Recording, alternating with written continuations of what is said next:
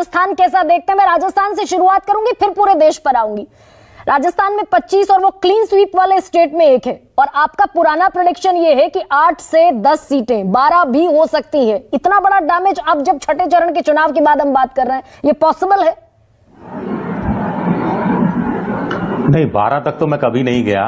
मैं तो कह रहा था कि मैक्सिमम 8 या 9 सीटें कांग्रेस जीत सकती है, अगर सारी परिस्थितियां उसके फेवर में जाए। सारे जातीय समीकरण जो हम समझ रहे हैं कि वो कांग्रेस के फेवर में जाते दिख रहे हैं, अगर वो वाकई में जाते हैं तो मैक्सिमम मेरे ख्याल से 8-9 सीटें जीत सकती है।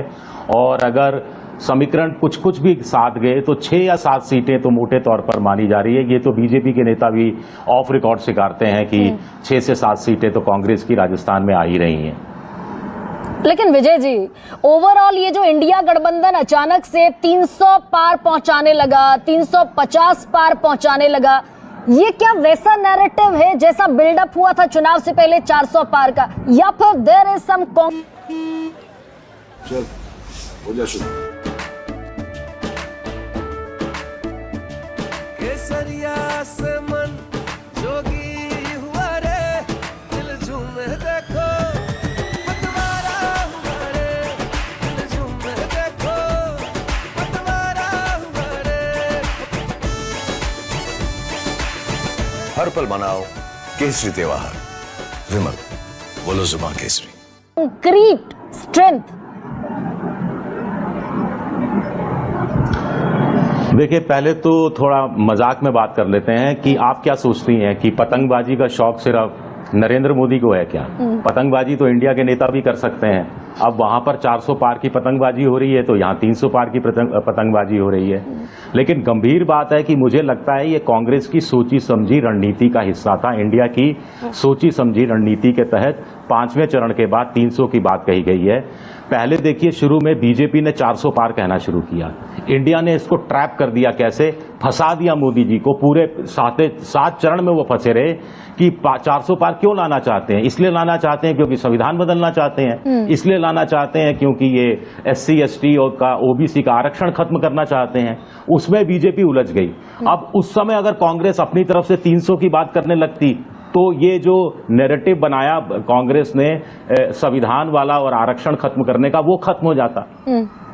दूसरा, मुझे लगता है कि 5 चरण के बाद जैसे ही अमित शाह ने कहना शुरू किया कि 310 पर हम पहुंच गए 5 चरण के बाद, तो कांग्रेस या इंडिया गठबंधन को लगा कि अब हमें 300 की बात कहनी चाहिए, थोड़ी विश्वसनीय लगने लगेगी। और दूसरा, इसके साथ साथ कि मोटे तौर पर ऐसा उस समय इमेज जा रहा था कि इंडिया गठबंधन सिर्फ बीजेपी को समेटना चाहता है, निपटाना नहीं चाहता, मोदी को सिमटाना चाहता है कि 250 से नीचे ले आए। ऐसे में फ्लोटिंग वोटर्स उतना आखिरी के 2 चरण में सामने नहीं आता। उनके कॉन्फिडेंस को गेन करने के लिए कि हम जीतने के लिए चुनाव लड़ रहे हैं, हम भी 300 पार जा रहे हैं, मुझे लगता है ये सोची समझी रणनीति के तहत उठाया गया कदम है। लेकिन विजय, ये जो 250 के भीतर समेट लेने का जो नैरेटिव है, या जिस तरीके से हुंकार भरी जा रही, मैं उत्तर प्रदेश का स्पेशली जिक्र करती हूँ। अखिलेश यादव कह रहे हैं काशी में भी लड़ाई नहीं है, बनारस की भी लड़ाई अब उन्हें नहीं दिख रही, 80 में से 80 की हुंकार भर रहे हैं। दम कितना है इसमें? खैर, ये तो पतंगबाजी है, आप भी जानती हैं। ना, बिल्कुल दम नहीं है, बिल्कुल दम नहीं है, बिल्कुल दम नहीं है। मुझे लगता है उत्तर प्रदेश में बीजेपी की सीटें कम हुई और तो 4-5 सीटें, मुझे ज्यादा गुंजाइश लगती नहीं। मुझे तो लगता है कि बीजेपी की अगर कम हुई तो 4-5 सीटें से नीचे शायद वो नीचे नहीं जाए, और बहुत नीचे गई तो 50 से नीचे तो मुझे नहीं लगता। और ये जो 250 में समेट देने वाली एक्यूमुलेटेड एक कोशिश की जा रही है? नहीं, ये तो मैं भी मोटे तौर पर, आज मैं घर बैठकर एक आंकलन कर रहा था कुछ साथी पत्रकारों के साथ जयपुर में, तो मोटे तौर पर 240 ±10 पर हम लोग सहमत हो रहे थे। तो मोटे तौर पर इस पर सहमत हो रहे थे कि बीजेपी 230 से लेकर 250 के बीच में कहीं अटक सकती है, हमारा जो आंकलन था। यानी कि जितने भी कर्नाटक से लेकर दक्षिण भारत के का एक राज्य कर्नाटक, वहां भी डैमेज देखते हुए, और हिंदी पट्टी की सारी जितने भी राज्य हैं वहां डैमेज, लेकिन गेन कहीं से नहीं हो रहा है। नहीं, मुझे उड़ीसा में कुछ गेन लगता है, वो आंध्र प्रदेश में गेन होगा, लेकिन वो गठबंधन के खाते में जाएगा। बीजेपी तो 6 सीटों पर लड़ रही है, उसमें से ज्यादा हो सकता है 2 सीटें निकालने में कामयाब हो। तेलंगाना में मुझे लगता है कांग्रेस बहुत मजबूत होगी, सत्ता ये राज्य में भी उनकी सरकार है, रेवंत रेड्डी भी पूरे जोश में है।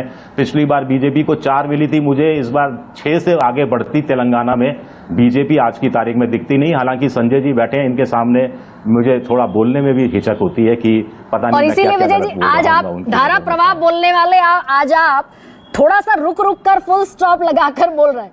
समीर मेरे साथ हैं। समीर कुछ नहीं, नंबर गेम में मैं फंसना नहीं चाहता। नंबर गेम में बड़ा क्योंकि ये बड़ा चौंकाने वाले रिजल्ट आने वाले हैं। ये मुझे लगता है कि जातियों के आधार पर, state to state, seat to seat, चौंकाने वाले राजस्थान में देख रहा हूं। अब वो किसको चौंकाएंगे? इंडिया को चौंकाएंगे? हो गया, कहां अपनों ने पीठ में छुरा भोंक दिया। विजय जी अब इंडिया चौंकेगा या एनडीए चौंकेगा? समीर आप भी यही कह रहे थे ऑफ द रिकॉर्ड।